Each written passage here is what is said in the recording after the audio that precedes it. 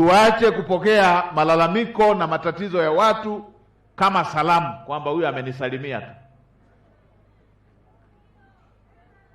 Wananchi wanatarajia jambo lake likifika kwenye ofisi ya umma apate ufumbuzi, apate ufumbuzi. Ndiyo maana kwenye nchi yetu tumeweka huu muundo wa kugatua madaraka. Tumeweka kila walipo wananchi, tumeweka na ofisi ya umma. Hizi hazikuwa ofisi za kugawana madaraka. Hatukuanzisha ofisi nyingi za umma ili tugawane vyeo. Tulitaka mwananchi akishafika kwenye ofisi ya kijiji pale pale apate ufumbuzi wa jambo lake. Kama linazidi kimo, ofisi ya umma tunatarajia yenyewe wahusika wapeleke kwenye ngazi inayofuata. Na kama ngazi inayofuata na yenyewe haina majawabu, tunatarajia ngazi hiyo ipeleke kwenye ngazi ya juu.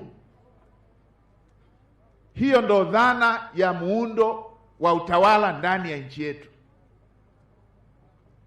Hii habari ya kwamba tunakuwa na watu wengi wako ndani ya umma, alafu muda mwingi kujadili maslahi binafsi, umbea na kuacha kujadili mambo yanayohusu wananchi, hili halikubaliki. Hili halikubaliki, na wala hatutatumia lugha ya ustaarabu kwa wavivu, wazembe, wezi. Hatutatumia ustaarabu kwenye hayo. Ndiyo, tunataka wananchi wapate huduma, majawabu ya mambo yanayowahusu, yanayowasumbua, ili wapate katika ofisi zetu za umma. Sisi viongozi tunakutana sana, vikao vingi tunakutana sana. Wengine wakishamaliza kukaa kikao na kupokea maelekezo, wamemalizia hapo, hawana hata jambo moja walilotoka nalo kwenye ofisi zao. Nilipita mkoa mmoja kule, nikakuta wenye viti wetu wa vijiji, mtendaji, wako bize, wanatembea na mihuri, rushwa kila sehemu, rushwa na kutengeneza migogoro na matatizo. Nikamwambia mkuu wa mkoa, fukuza wote wale, futa, waanze upya. Ndio.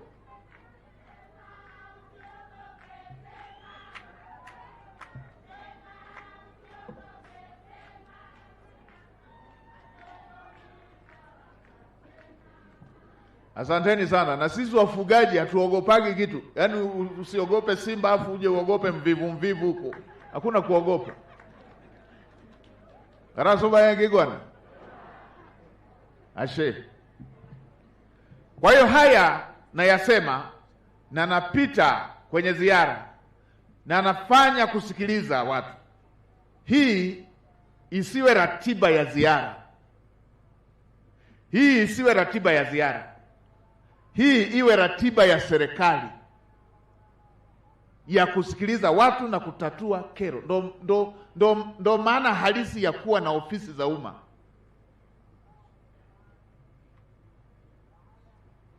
Kwa hiyo wananchi, tutasikiliza hapa, lakini kama una jambo lako, nenda kwenye ofisi ya umma. Muone yeyote aliye karibu. Tena anzeni kuwa mnaweka na kumbukumbu. Yeyote unayemuona, weka na kumbukumbu. Siku tukiona jambo lilishafika kwa mtumishi, kwa kiongozi wa umma, na tukipima tunaona alitakiwa atoe jawabu la kutatua kero hiyo na hajatatua, tutakuwa tumeshajua kuwa huyo hatoshi kuendelea kukaa katika ofisi ya umma.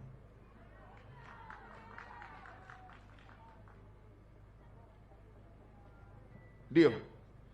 Kwa hiyo